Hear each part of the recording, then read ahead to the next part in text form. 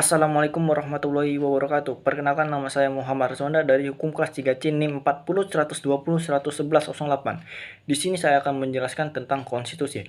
Konstitusi atau Undang-Undang Dasar atau disingkat UUD dalam negara adalah sebuah norma sistem politik dan hukum bentukan pada pemerintahan negara. Biasanya dikodifikasikan sebagai dokumen tertulis.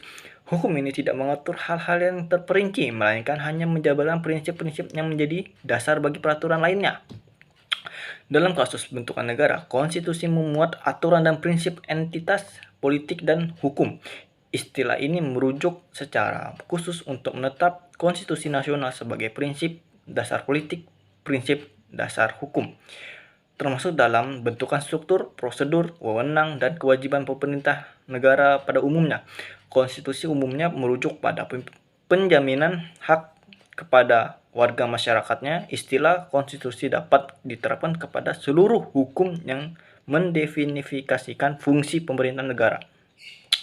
Dalam bentukan organisasi konstitusi menjelaskan bentuk, struktur, aktivitas, karakter, dan aturan dasar organisasi tersebut. Perkembangan konstitusi sudah ada sejak ribuan tahun yang lalu, yaitu pada zaman Yunani kuno. Pada itu dapat kita buktikan ketika Plato membedakan istilah nomoi dan politeia. Nomoi artinya undang-undang dan politeia artinya negara. Tetapi pada saat itu konstitusi hanya menjadi suatu materi saja dan belum tertulis di dalam naskah.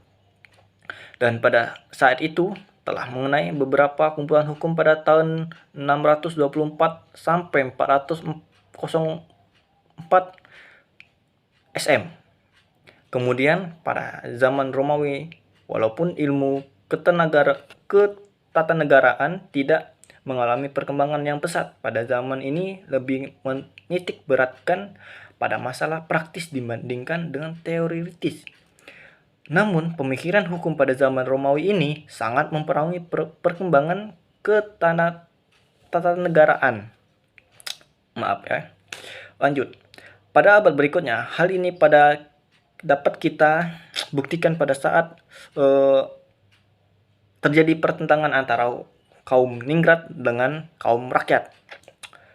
Pada masa abad pertengahan, perkembangan konstitusi didukung oleh suatu kaum. Aliran ini adalah aliran yang tidak menyukai kekuasaan yang mutlak pada raja. Mereka melakukan perjanjian antara rakyat dengan raja. Dan seiring berjalannya waktu, perjanjian itu dituangkan dalam naskah tertulis. Tujuannya adalah agar pihak dapat mengetahui apa hak dan kewajiban tersebut. Oke, lanjut. Nilai-nilai konstitusi. Nilai normatif, yaitu jika Undang-Undang Dasar berlaku secara efektif atau legal. Nilai nominal, nilai yang secara hukum berlaku tetapi tidak sempurna karena ada pasal-pasal tertentu yang tidak berlaku. Nilai sematik, apabila Undang-Undang Dasar secara hukum berlaku tetapi dalam kenyataan hanya sekedar melaksanakan kekuasaan politik. 3. Sifat konstitusi, yaitu luas atau tidak boleh terluka keras atau kaku. Tegas, harus tegas dan kokoh. Realistis, berdasarkan keadaan dan kenyataan yang ada. Idealitis, harus dapat memandang jauh ke depan agar tidak statis. Konservatif, harus dapat mempertahankan nilai-nilai yang tinggi. Progresif, harus dilengkapi oleh daya penyesuaian pada perkembangan masyarakat. Lanjut. Menurut para ahli, menurut para ahli yang lain, sifat konstitusi ada 3, yaitu fleksibel, tertulis atau tidak tertulis, formil atau material. Tujuan dan hakikat konstitusi hukum mempunyai 3 tujuan pokok, yaitu 1. Keadilan atau keseimbangan, 2. Kepastian atau ketertiban, 3. Kebergunaan atau diharapkan dapat mewujudkan nilai hidup yang ideal. Pendapat dari Lassalle memberikan 2 pendapat, yaitu konstitusi merupakan hubungan kekuasaan yang dapat dalam masyarakat, yakni pemerintahan dan warga negara. Ini disebut dengan fakta real. Dalam hal ini, konstitusi menjelaskan tentang hubungan antara kekuasaan yang ada di suatu negara seperti presiden, kabinet, parlemen, raja, dan parpol, dan lainnya sebagainya. 2. Konstitusi adalah apa yang ditulis di kertas mengenai lembaga-lembaga negara dan prinsip-prinsip pemerintah yang berlaku dan suatu negara atau yang bisa disebut fakta normal. Ini artinya dia menjelaskan bahwa konstitusi itu sekumpulan dan serangkaian aturan yang telah dimuat dan ditulis sebagai undang-undang atau undang-undang dasar negara.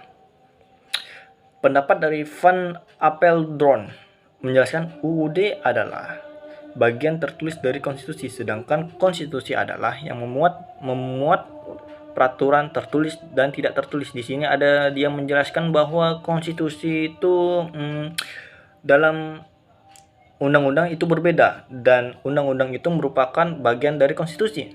Gak tahu gimana itu. Pendapat dari James Brinch, konstitusi merupakan kerangka negara yang dikoordinir oleh hukum yang mana hukum menetapkan fungsi dari segala keseluruhan, hak-hak yang sudah diharuskan oleh pemerintah, pengaturan terhadap berbagai pendirian lembaga yang berbeda. Oke, dari itulah sekian dari saya. Mohon maaf apabila ada macet-macetan, bila ada kalimat yang terbata-bata atau kalimat yang salah, mohon dimaafkan.